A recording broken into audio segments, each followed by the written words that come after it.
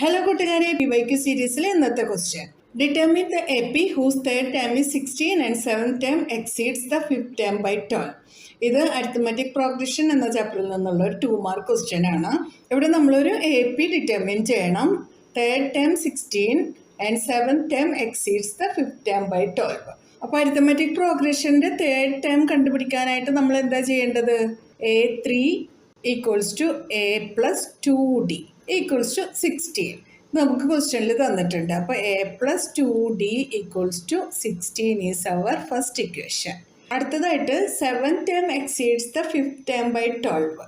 അപ്പോൾ seventh term എന്ന് പറയുന്നത് ഫിഫ്ത്ത് ടേമിനേക്കാൾ 12 കൂടുതലായിരിക്കും.